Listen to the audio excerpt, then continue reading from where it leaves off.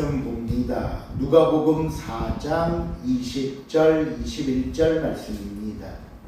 신약성경 94페이지입니다. 누가복음 4장 20절 21절 말씀 제가 봉독해 드립니다. 책을 덮어 그 맡은 자에게 주시고 앉으시니 회당에 있는 자들이 다 주목하여 보더라. 이에 예수께서 그들에게 말씀하시되 이 글이 오늘 너희 귀에 응하였느니라 하시니 아멘.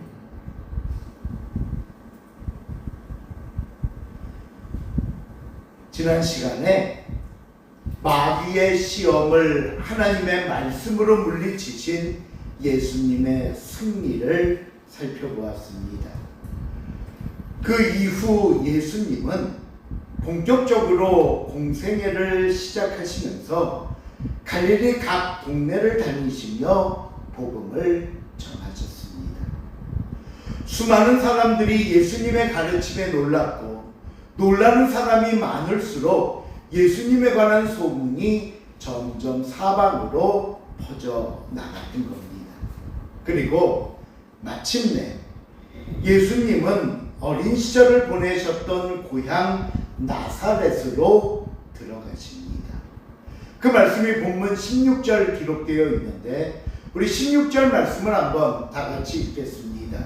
예수께서 시작. 예수께서 그 자라나시고 나사렛에 이르사 안식일에 명하시던 대로 회당에 들어가사 성경을 읽으면서 주매. 어릴 적 아버지 요셉의 손을 잡고 목수의 일을 배우던 어린 예수입니다. 동네 사람들의 눈에는 그냥 어리게만 보였던 예수가 청년이 되어 고향 회당의 단상 위에 서게 된 것입니다. 여기서 먼저 우리 당시 유대인들의 이 회당이라는 예배 문화를 이해할 필요가 있는데요. 당시 성전은 예루살렘 한 곳뿐이었기 때문에 바벨론 포로를 마치고 귀환한 후부터는 유대인들이 자기들이 사는 동네마다 회당을 짓고 안식일에 이 회당에 모여 하나님을 예배하곤 했습니다. 당시 회당 예배가 진행되는 모습들을 보면 일반적으로 회당장이 있어서 회당장의 인도를 따라 기도와 모세오경인 율법서를 낭독했고요. 이어서 선지서인 예언서의 낭독 순으로 예배가 진행되곤 했습니다. 이때 회당장은 참석한 성인 유대인 남자 중에 우리 지난번에 배웠죠. 이 성인의 기준은 성인식을 마친 남자들, 그 성인 유대인 남자 중에 히브리어와 아람어를 읽고 해석할 수 있는 사람에게 성경 낭독을 부탁했습니다. 왜냐하면 당시 성경책인 두루마리였잖아요.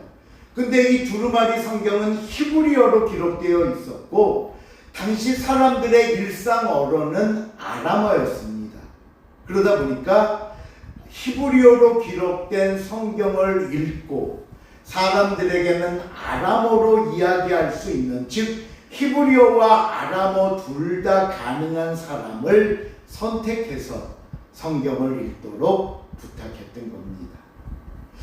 회당 관리자가 예수님께 이사야서가 기록된 두루마리를 전달합니다.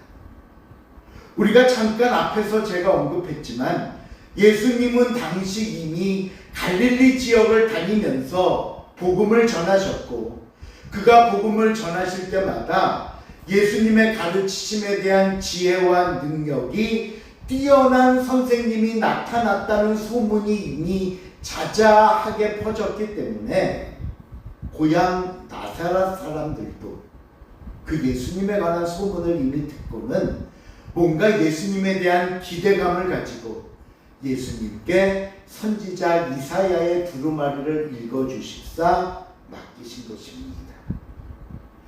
예수님은 그 이사야서의 두루마리를 이렇게 펼치시고는 어떤 의도된 한 구절을 찾기 시작하십니다. 그리고 그 구절을 읽으시는데 그것이 바로 이사야 61장 1절 2절 말씀이었습니다. 먼저 우리 예수님이 읽으신 그 이사야 선지자의 글의 내용이 무엇이었는지 오늘 본문 누가복음에 기록된 내용으로 먼저 한번 보려고 합니다.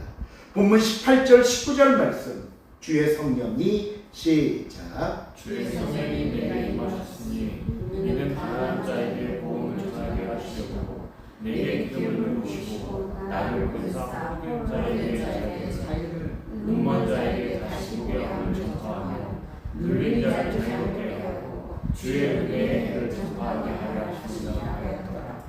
이 말씀은요, 이사야 선지자가 예언한 글인데 무엇에 관한 예언이냐 하면 앞으로 메시아가 오시면 크게 이런 네 가지 일을 행하실 것이다 라는 메시아에 대한 예언이었습니다.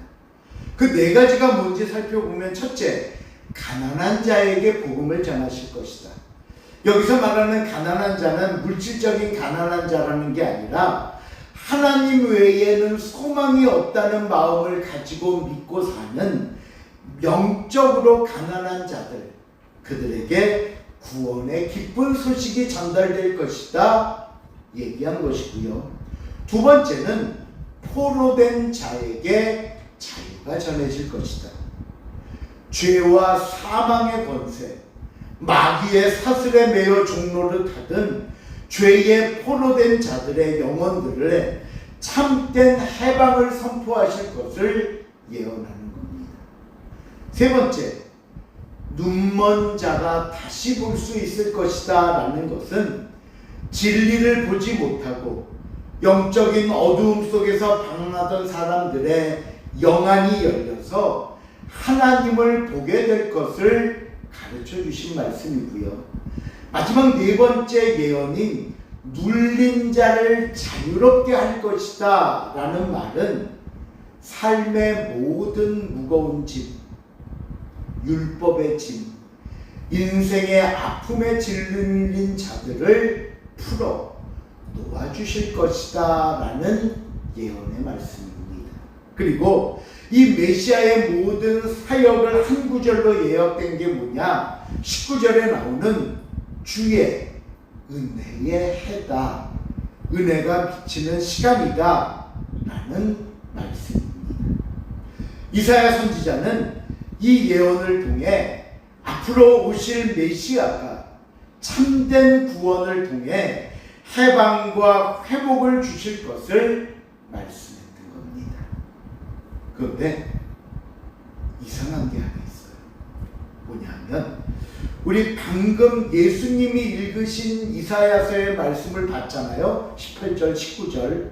그런데 예수님이 읽으신 이 두 절 말씀을 그 이사야서가 기록된 이사야 61장 1절 2절 원본과도 같은 말씀과 대조해 보면 예수님이 분명히 이사야서의 말씀을 읽었음에도 불구하고 다 읽지 않고 의도적으로 중간에 끊어버렸습니다.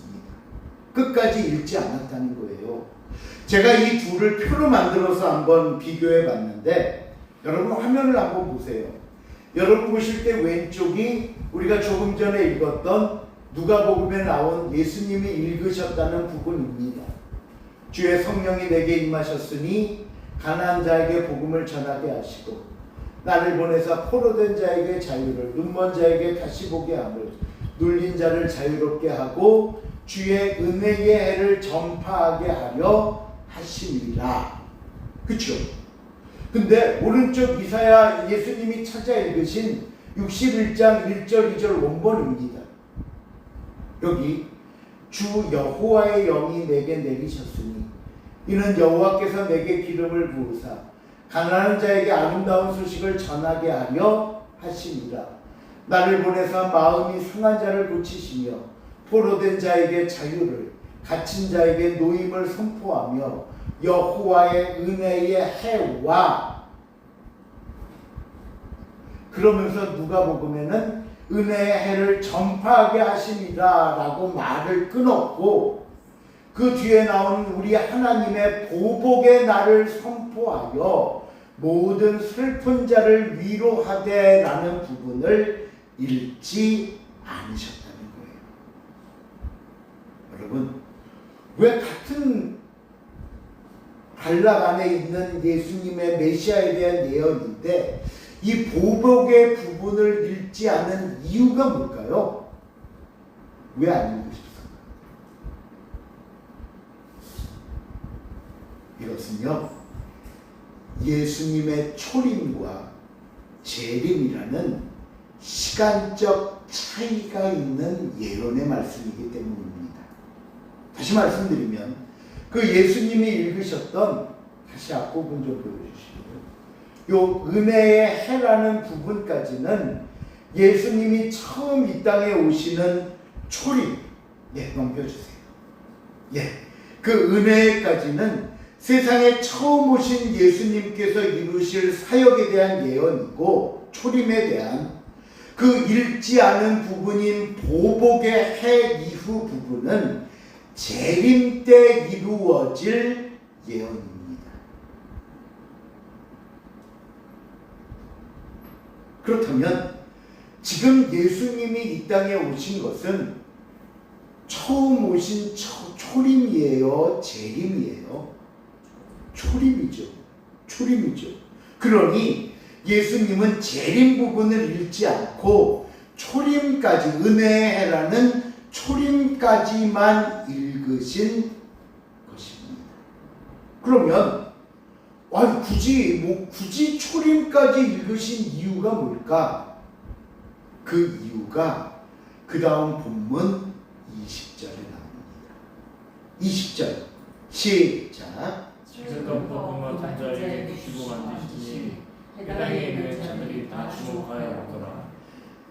그 이사야 선지자가 기록된 말씀을 굳이 찾아 그 부분을 읽고 무슨 말씀을 하려고 하시는가?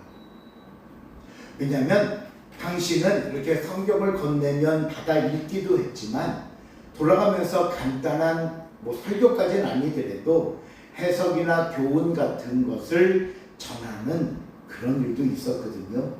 그러니 이미 예수님의 명성이 자자했고 그러기에 선지서를 읽어달라고 드렸기 때문에 과연 예수님이 굳이 이 부분을 찾아 읽으시면서 무슨 이야기를 하시려고 하시는가 주목해 봤다는 거예요. 그랬더니 다음 21절입니다. 21절 시작. 이에 예수께서 그들에게 말씀하시되 이 글이 너희 귀에 응하였느니라. 예수님이 뭐라고요? 이 글이 오늘 너희 귀에 응하였느니라. 여러분, 예수님의 말씀이 무슨 의미인 줄 아시겠습니까? 이 글이, 이 글은 누구의 글이에요?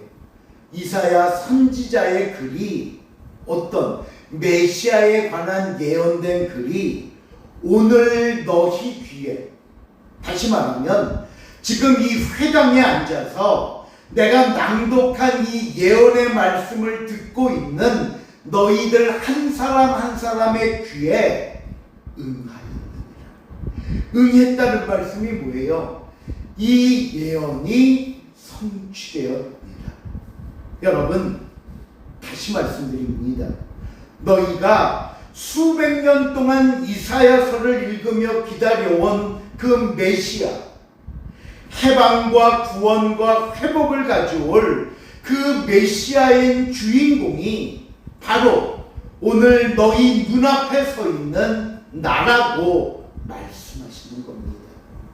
이사야 선지자의 예언이 성취되었다는 선언을 하고 계시는 것이고요. 예수님께서 내가 바로 이사야 선지자가 예언한 메시아라고 말씀하는 겁니다. 얼마나 놀랍고 멋진 말씀입니까? 우리가 누가복음을 살펴보면서 가장 기다렸던, 가장 듣고 싶었던 예수님에 대한 자기 정체성의 선언이 오늘 선포되고 있는 겁니다. 그렇다면 이 놀라운 선언을 들은 이 마을 사람들, 회당에 있는 사람들의 반응이 어땠을까요? 이어지는 22절 말씀입니다. 시작. 그들이 다 그를 증언하고 그 입으로 나오는 바 은혜로운 말을 놀랍게 여기되 이 사람이 요셉의 아들이 아니냐. 다 그를 증언했다는 말씀은요, 회당에서 선언하신 그 예수님의 말씀이 이미 사람의 입에 입을 통해 온 마을에 다 돌았다는 거예요. 글쎄, 저 예수가 회당에서 선지자의 글을 읽고는 성취됐다 그랬다. 그리고 사람들의 입을 통해 들은 예수님의 말씀을 듣고는 사람들이 놀랍게 여겼다고 증언합니다. 놀랍게 여겼다. 하지만 여러분, 입소문이 얼마나 빨리 돌든 사람들이 그 얘기를 듣고 얼마나 놀라든 이게 중요한 거 아닙니다. 정말 중요한 것은요, 예수님의 말씀을 들은 사람들의 진짜 반응과 결과입니다. 그런데 그 진짜 반응과 결과가 뭐라고요? 이 사람이 요셉의 아들이 아니냐. 이 말이 뭐예요?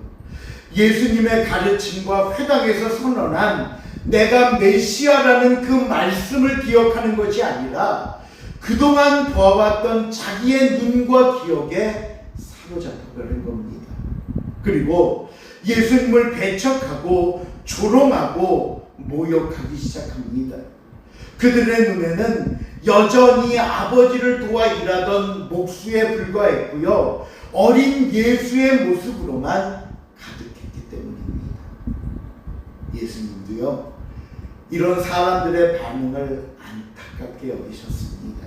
그래서 사람들의 반응을 보면서 예를 들어 이런 말씀을 하셨는데, 오늘 본문 25, 26, 27절 말씀 좀 길지만 우리 천천히 한번 읽어볼게요. 내가 참으로 시작. 내가 참으로 너희에게 이르노니 엘리야 시대에 하늘이 3년 6개월간 닫히어 온 땅에 큰 hun명이 들었을 때에 이스라엘에 많은 과부가 있으되 엘리야가 중한 사람에게 보내심을 받지 않고 오직 시돈 땅에 있는 시렙가의 한 과부에게 뿐이었으며, 또 선지자 엘리사 때에 이스라엘에 많은 나병한 자가 있으되 그 중에 한 사람도 깨끗함을 얻지 못하고 오직 수레한 사람 나아만을.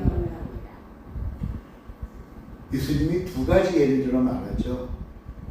이스라엘에 많은 과부가 있었음에도 굳이 이방 땅 사렙다 과부에게만 기적이 일어난 이유가 뭘까?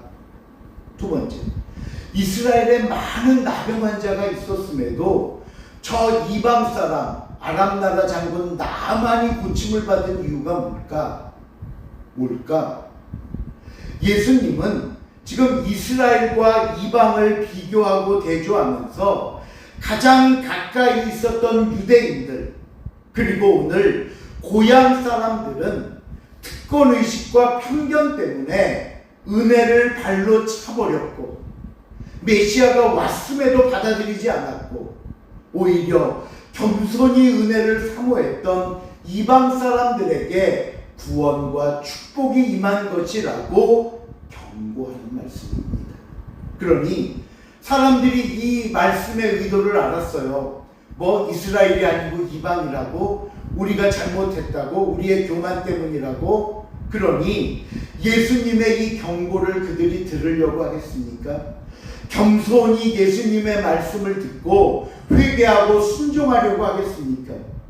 아니, 저 어릴 때부터 봐왔던 놈이 언제부터 저렇게 컸다고, 지가 알면 얼마나 크다고 그들 눈에는 그저 건방지게 보일 뿐입니다. 그래서 성경에 보니까 마을 사람들이 예수님을 어떻게 했다고요? 분노한 나사렛 사람들이 예수님을 동네 밖 낭떠러지까지 끌고 가 떨어뜨려 죽이려 했다라고 말씀합니다. 그래서 이를 통해 예수님이, 우리도 흔히 사용하지만 유명한 말씀하셨죠. 24절에 또 이르시되 내가 진실로 너희에게 이르노니 선지자가 고향에서는 환영을 받는 자가 없느니라. 여러분, 오늘 이 본문의 말씀이 저와 여러분에게 아주 중요한 두 가지 질문을 던집니다. 첫째, 혹시 나에게도 신앙의 성숙함이라는 타성이 젖어 있지는 않습니까? 나사렛 사람들은요, 예수님을 너무나 잘한다고 착각했기 때문에 그 착각 속에 어린 예수로만 봤지 구주로 알아보지도 못했고 인정하지도 않았습니다. 우리도 오래 신앙생활 하다 보면요, 나는 잘 알아라는 생각과 말이 오히려 나를 무너뜨릴 때가 많습니다. 생각해 보세요. 나는 언제부턴가 예배에 대해 이제 잘 압니다. 낯설지도 않아요. 잘 알아요. 말씀도 들으면 압니다. 예수님의 이름 압니다. 그런데 여러분, 왜 잘 아는데 점점 예배의 간격은 사라져가고 있습니까? 왜 잘 아는데 기도의 간절함이 없어집니까? 왜 잘 아는데 말씀의 사모함이 없어집니까? 말라기 선지자는요, 당시 이스라엘을 향해서 뭐라고 한 줄 아십니까? 너희는 화석처럼 굳어버린 믿음이라고 책망하고 징계했습니다. 그러므로 이 시간 사랑하는 성도 여러분, 첫사랑을 회복하는 저와 여러분이 될 수 있기를 바랍니다. 내 처음의 신앙으로 돌아가 다시 출발할 수 있는 은혜의 삶이 될 수 있기를 바랍니다. 익숙하다는 것이 성장과 성숙으로 나아가야지 오히려 그 익숙함과 안주함과 편안함이 내 믿음을 죽이는 일이 되어서는 안 되는 겁니다. 둘째로, 오늘 저와 여러분의 삶에도 예수님이 선포하시는 구원과 회복의 은혜가 선포되었음을 믿으시기 바랍니다. 여러분, 지금 우리의 삶에 어떤 사슬이 매어져 있습니까? 무엇이 나를 힘들게 하고, 무엇 때문에 여러분 평안하지 못하고 웃지 못하고 불안하고 염려하고 계십니까? 바로 오늘 예수님은 저와 여러분이 회복되기를 원하십니다.